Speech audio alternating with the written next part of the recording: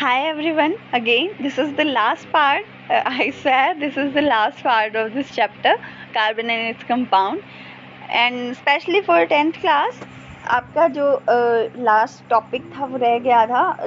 Last video में हमने cover up किया था versatile nature of carbon, and in that video we are talking about the homologous series. Okay, this is not too much tough, so that's why we are discussing it easily.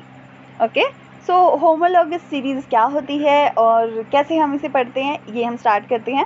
सबसे पहले मैं आपको एक example दे दूं कि मुझे ये बताइए, जो 2 की टेबल होती है, जैसे कुछ नहीं है, होमोलॉगस सीरीज़ को ज़्यादा भारी भरकम समझने की कोई भी ज़रूरत नहीं है. क्या होता है, सबसे पहले तो जो टेबल है 2 की, आप वो देखिए. ठीक है, 2 1 2, 2 2 4, 2 3 6, 2 4 8. ठीक है, ऐसे ही करके आप कंप्लीट 2 की टेबल को कंप्लीट कर लीजिए. तो स्टार्टिंग के हम पॉइंट्स देखते हैं कि 2 1 2. ठीक है, ये हटा दीजिए. 2 2 4, 2 2 4 का मतलब क्या है, 2 + 2 = 4 है ना. उसके बाद क्या आया है, 4 हमारे पास आया, 4 + 2 = 6, 6 + 2 = 8. यानी हर एक के अंदर हम क्या कर रहे हैं, 2 को ऐड कर रहे हैं. ठीक है, एक सीरीज़ या फिर एक टेबल बना रहे हैं हम, जिसके अंदर हम 2 को ऐड कर रहे हैं. ऐसे ही जो सीरीज़ है वो हम कंपाउंड्स के अंदर बनाते हैं. तो कैसे बनाते हैं वो मैं आपको दिखाती हूँ. ठीक है, so what do you mean by the homologous series. Homologous मतलब, होमो का मतलब मोस्ट प्रोबेबली सेम होता है. ठीक है, होमो का मतलब जो मोस्ट प्रोबेबली हम समझते हैं या फिर कोई भी समझता है, कोई भी अगर इस के अंदर आ जाता है, तो that's series. Homologous series means series having similarities. यानी इस सीरीज़ के अंदर जितने हमारे कंपाउंड्स आते हैं वो सेम होते हैं. ठीक है, मोस्टली उनके अंदर सिमिलैरिटीज़ होती हैं. मैं कंप्लीट सेम नहीं कह रही हूँ. होमो का मतलब होता है सेम, लोगस सीरीज़ यानी एक दूसरे से कुछ सिमिलैरिटीज़ होना. ठीक है, यानी सेम जो फंक्शनल ग्रुप है उनका वो सेम होता है. अंडरस्टूड. उसके बाद सीरीज़ का मतलब सीक्वेंस. सीक्वेंस मतलब समझ ही गए होगे आप कि बीच में किसी भी चीज़ का डिस्कनेक्ट ना होना, और जो कंप्लीट एक जो लाइनिंग टू लाइनिंग है वो हर चीज़ आना. ठीक है, तो इसके अंदर क्या है, इसके अंदर हम 4 एक बार ले रहे हैं, मीथेन, इथेन, प्रोपेन, ब्यूटेन. ठीक है, तो इन चारों के अंदर क्या होगा, सबसे पहले तो AN दिख गया, इसका मतलब ये एल्केन है. ठीक है, इसका मोलिकुलर, इन चारों का हम मोलिकुलर फार्मूला देखेंगे सबसे पहले कि जो मोलिकुलर फार्मूला है वो क्या होता है.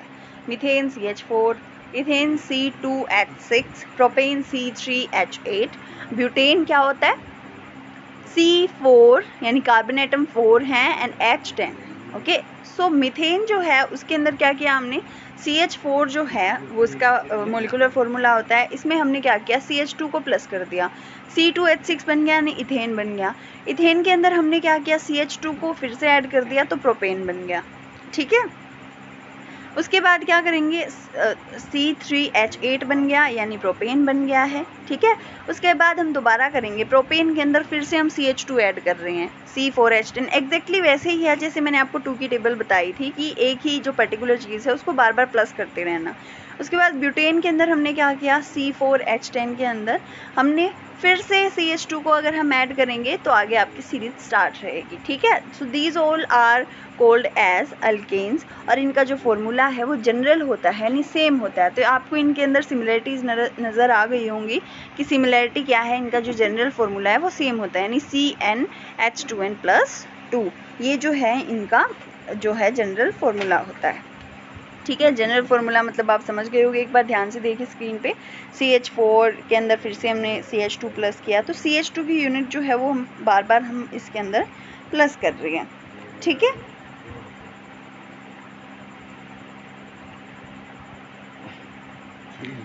उसके बाद क्या है, होमोलोगस सीरीज़ है, उसकी हम डेफिनेशन देख रहे हैं. Series in which the compounds with the same general formula. आप ध्यान से देखिए, same general formula but different molecular formula. Molecular formula different है बट जनरल फार्मूला जो है वो सेम है. ऑकर इन इमीडिएट सेक्शन, मतलब जो सेक्शन है इनका, यानी सीरीज जो चल रही है उसके अंदर. Have same functional group same है. देखिए कार्बन है सबके अंदर. ठीक है, हैव सेम फंक्शनल ग्रुप ओकर इन द सक्सेशन, यानी कंप्लीट जो सीरीज़ है उसके अंदर हमने जो फंक्शनल ग्रुप है वो सेम है। तो क्या आप सोचते हैं कि फंक्शनल ग्रुप अगर सेम है और सीरीज़ के अंदर ये सभी आते हैं कंपाउंड्स, तो क्या सेम प्रॉपर्टीज़ हैं सबकी? Is it possible? No, it is not possible. क्यों पॉसिबल नहीं है? इनकी जो केमिकल प्रॉपर्टीज़ हैं या फिर जो फिज़िकल प्रॉपर्टीज़ हैं वो सिमिलर, मतलब केमिकल प्रॉपर्टीज़ हैं वो सिमिलर होंगी, लेकिन फिज़िकल प्रॉपर्टीज़ हैं वो डिफरेंट होंगी। ठीक है, हम कैसे देखेंगे कि solubility, boiling point, melting point ये डिफरेंट होता है इन सभी का। क्यों डिफरेंट होता है? जैसे कि मान लीजिए कोई भी हम कंपाउंड लेते हैं जिसके अंदर 10 कार्बन एटम्स जो हैं वो कनेक्टेड हैं, उसके बाद 3 कार्बन एटम्स जो कनेक्टेड हैं, हम 2 कंपाउंड्स ले लेते हैं। क्या इन दोनों को तोड़ना या फिर इनका जो बॉइलिंग और मेल्टिंग पॉइंट क्या वो सेम होगा? नहीं होगा, क्योंकि 10 कार्बन को तोड़ने में ज़्यादा एनर्जी लगती है as compare to 3 carbon breaking. ठीक है, so functional groups and isomers, sorry, this is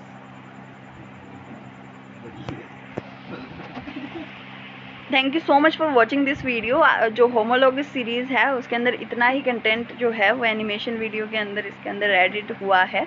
सो ये आपको, आई होप आपको समझ में आ गया होगा कि जो फंक्शनल ग्रुप है वो सेम होता है, कैसे जो इनकी केमिकल और फिज़िकल प्रॉपर्टीज़ हैं वो डिफ़र करती हैं। ठीक है, जो फिज़िकल प्रॉपर्टीज़ हैं वो इसकी सेम होती हैं, केमिकल प्रॉपर्टीज़ हैं वो डिफरेंट होती हैं। ठीक है, और मतलब कोई भी चीज़ लगा लीजिए, अगर किसी भी कंपाउंड के अंदर अगर 10 कार्बन एटम्स हैं तो उनको ब्रेक करने में हमें ज़्यादा एनर्जी की ज़रूरत होगी, बल्कि उनके कि जिसके अंदर 3 या 2 या 5 कार्बन एटम्स कनेक्टेड हैं उनको हम इजीली ब्रेक कर पाएंगे। ठीक है, I hope this video will useful for you. Thank you so much.